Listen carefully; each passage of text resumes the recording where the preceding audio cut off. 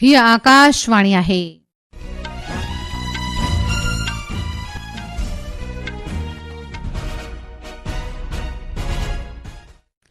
हाणे हीना अगनाणीअ खां देश विदेश जूं ख़बरूं ॿुधंदा। सभ खां पहिरीं हिन वक़्त जूं अहम सुर्खियूं। यूरोपियन कमीशन जे सदर उर्सुला वॉन डेर लेयन चयो आहे त भारत ऐं यूरोपियन संघ हिक ई फ्री ट्रेड एग्रीमेंट जे आख़िरी रूप ॾियण लाइ दस्तख़त करण जी दहलीज़ ते आहिनि। इंतिख़ाबी कमीशन अॼु खां नई दिल्लीअ में लोकशाही चूंड इंतिज़ाम जे मद्देनज़र अंतर्राष्ट्रीय सम्मेलन 2026 जी मेज़बानी कंदो। अंतर्राष्ट्रीय सोलर मुहाज़ ISA दावोस में आलमी माली मंच ते करोड़े घरनि ऐं हारियुनि खे किफ़ायती सिज जी शक्ति मैसर कराइण में भारत जी कामयाबीअ खे उजागर कयो।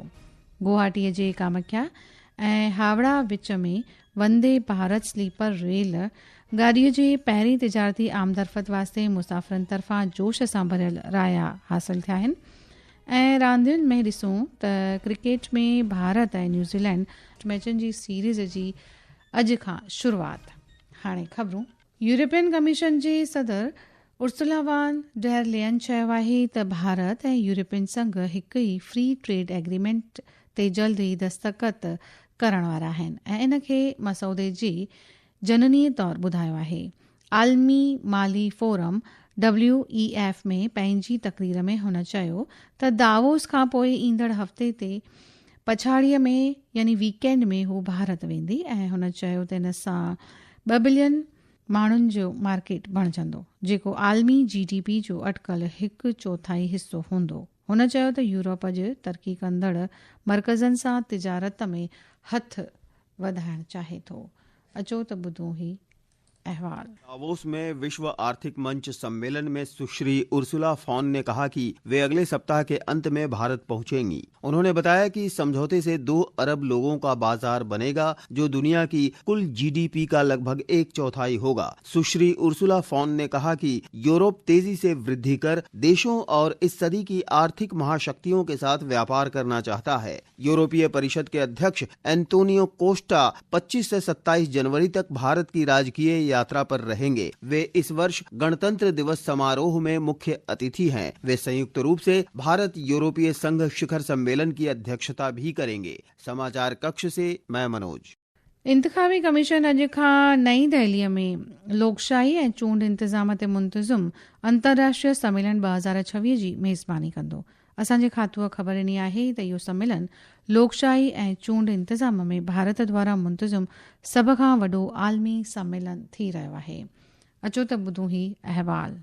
संगठनों भारत में स्थित विदेशी मिशनों के प्रतिनिधियों के साथ साथ निर्वाचन प्रबंधन के क्षेत्र से जुड़े शिक्षाविदों और कार्यरत विशेषज्ञों की भी भागीदारी होगी। सम्मेलन के दौरान आयोग विभिन्न देशों के निर्वाचन प्रबंधन निकायों EMB के साथ 40 से अधिक द्विपक्षीय बैठकें आयोजित करेगा, ताकि वैश्विक स्तर पर सामने आ रही साझा निर्वाचन चुनौतियों पर संवाद और सहयोग को और मजबूत किया जा सके। सम्मेलन के साथ साथ एक प्रदर्शनी भी आयोजित की जाएगी, जिसमें भारत में चुनाव कराने की व्यापकता और जटिलता को भी प्रदर्शित किया जाएगा। सकलैन अख्तर, आकाशवाणी समाचार, दिल्ली। अॼु हेमू कालाणी खे सॼे मुल्क अंदरि ख़ैराजे अक़ीदत ॾिनी पई वञे।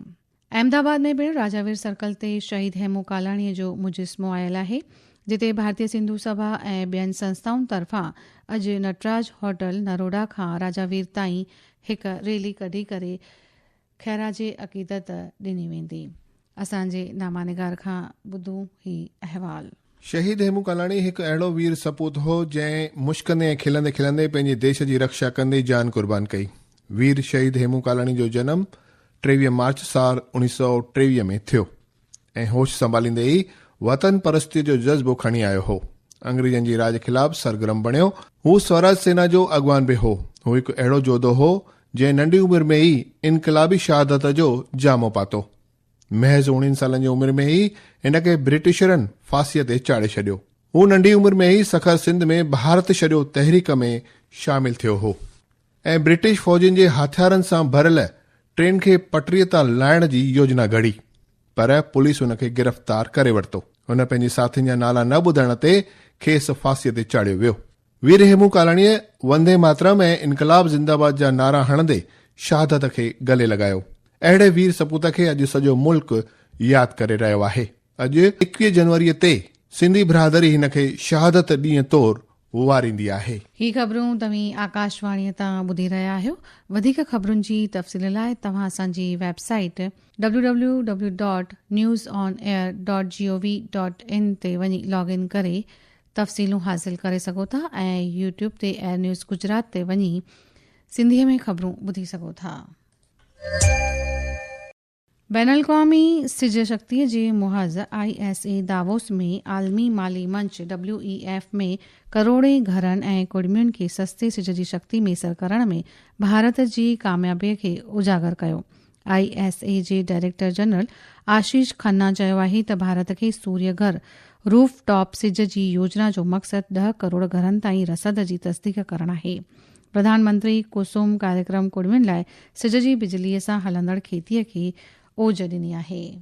गुवाहाटीअ खे कामाख्या ऐं हावड़ा जे विच में वंदे भारत स्लीपर रेलगाॾीअ सां ॻंढण वारी पहिरीं वंदे भारत रेलगाॾी तिजारती आमदरफ़त जी शुरूआत सां यात्रियुनि जो तमामु घणो जोश ऐं जज़्बो ॾिसणु आयो ऐं टिकट जी बुकिंग खुलंदे ई सभु टिकटूं बुक थी वयूं।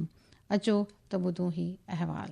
रेलगाड़ी की अधिकतम गति 180 किलोमीटर प्रति घंटा है। ये ट्रेन आधुनिक सुविधाओं के साथ तेज यात्रा का अनुभव देती है। 16 कोच वाली वंदे भारत स्लीपर ट्रेन को लंबी दूरी की यात्रा करने वाले यात्रियों के लिए विशेष रूप से तैयार किया गया है। इस ट्रेन में आरामदायक स्लीपर बर्थ, स्वचालित दरवाजे, कवच सुरक्षा प्रणाली, आधुनिक शौचालय, अग्निरोधी और सुरक्षा निगरानी प्रणाली, CCTV कैमरे तथा डिजिटल यात्री सूचना प्रणाली जैसी अत्याधुनिक सुविधाएं उपलब्ध हैं। इस ट्रेन से कालीघाट मंदिर और कामाख्या देवी मंदिर जैसे प्रमुख तीर्थ स्थलों की यात्रा अब अधिक आसान, सुरक्षित तथा सुविधाजनक हो जाएगी। नायब सदर CP राधाकृष्णन अॼु कर्नाटक जे दौरे ते रहंदो। हू तमकूरू में आयल श्री सिद्धंत गंगा मठ में श्री शिवकुमार महास्वामी जी जे 7th यादगार ॾींहुं समारोह में मुख्य महिमान तौरु शामिल थींदो।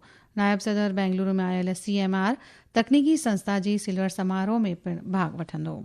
मरकज़ी राष्ट्रीय शाही रस्तनि जे टोल प्लाज़ा ते वाहिपेकारनि जी फ़ी भुगतान जे अमलीकरण खे मज़बूत बनाइण लाइ मरकज़ी मोटर वाहन नियम 2026 पधिरो कयो वियो। इन में दुरुस्ती करण जो मक़सदु वाहिपेकारनि खे फ़ी भरण वारे अमल में सुधार करणु, इलेक्ट्रॉनिक टोल संग्रह जी सघ वधाइण ऐं राष्ट्रीय शाही मार्गनि ते वाहिपेकारनि जी फ़ी चोरीअ खे रोकणु आहे। अमरीकी सदर ट्रंप फ्रेंच सदर एम्यूनल मैक्रोन तरफ़ां कोठायल G7 वारे इमरजेंसी बैठक में शामिल थियण खां थोड़ाई छॾियो आहे। इहा बैठक वॉशिंगटन तरफ़ां ग्रीनलैंड हासिल करण वारे तनाव जे मद्देनज़र रखी वई आहे। अमरीकी सदर डोनाल्ड ट्रंप जे ॿिएं दफ़्तरी मयाद जो 1 साल पूरो थियण ते संदसि रिथाउनि ख़िलाफ़ पूरे अमरीका में ख़िलाफ़ती मुज़ाहिरा थी रहिया आहिनि। मुज़ाहिरीननि खे हुन चयो आहे त संदनि रिथाउनि सां अमरीका जी आलमी तस्वीर ऐं पुराणा रिश्ता कमज़ोर थिया आहिनि। उते ई प्रेस अहवाल में मुख़्तसर में सदर ट्रंप पंहिंजी कार्य मयाद जो बचाव कंदे चयो आहे त इख़्तियारीअ वारनि फ़ौजुनि खे मज़बूत करण में, जंग ख़तमु करण में ज़िक्र लाइक़ हासिलातूं हासिल कयूं आहिनि। प्रधानमंत्री नरेंद्र मोदी अॼु मेघालय राज्य स्थापना ॾींहं जे मौक़े ते मेघालय जी अवाम खे खीरूं ॾिनियूं आहिनि। सोशल मीडिया पोस्ट में प्रधानमंत्रीअ वाज़ह कयो आहे त मेघालय जी अवाम मुल्क जी तरक़ियात बेमिसाल हिसेदारी दर्ज कराई आहे। रांदियुनि में क्रिकेट में भारत ऐं न्यूज़ीलैंड जे विच में 5 मैचुनि जी T20 अंतर्राष्ट्रीय सीरीज़ अॼु खां शुरू थी रही आहे। ख़बरुनि जो सिलसिलो पूरो थिए उन खां अॻु पहिरीं ही ख़बरूं ॿुधंदासीं। ख़ासि यूरोपियन कमीशन जे सदर उर्सुला वॉन डेर लेयन चयो आहे त भारत ऐं यूरोपियन संघ हिक ई फ्री ट्रेड एग्रीमेंट जे आख़िरी रूप ॾियण लाइ दस्तख़त करण जी दहलीज़ ते आहिनि। इंतिखाबी कमीशन अॼु खां नई दिल्लीअ में लोकशाही चूंड इंतिज़ाम जे मद्देनज़र अंतर्राष्ट्रीय सम्मेलन 2026 जी मेज़बानी कंदो। अंतर्राष्ट्रीय सोलर मुहाज़ ISA दावोस में आलमी माली मंच ते करोड़े घरनि ऐं हारियुनि खे किफ़ायती सिज जी शक्ति मैसर कराइण में भारत जी कामयाबीअ खे उजागर कयो। गुवाहाटीअ जे कामाख्या ऐं हावड़ा विच में वंदे भारत स्लीपर रेल गाॾीअ जे पहिरीं तिजारती आमदरफ़त वास्ते मुसाफ़िरनि तरफ़ां जोश सां भरियल राया हासिल थिया आहिनि। ऐं रांदियुनि में ॾिसूं त क्रिकेट में भारत ऐं न्यूज़ीलैंड मैचनि जी सीरीज़ जी अॼु खां शुरूआत। ख़बरुनि जो सिलसिलो पूरो थियो। इजाज़त ॾींदा।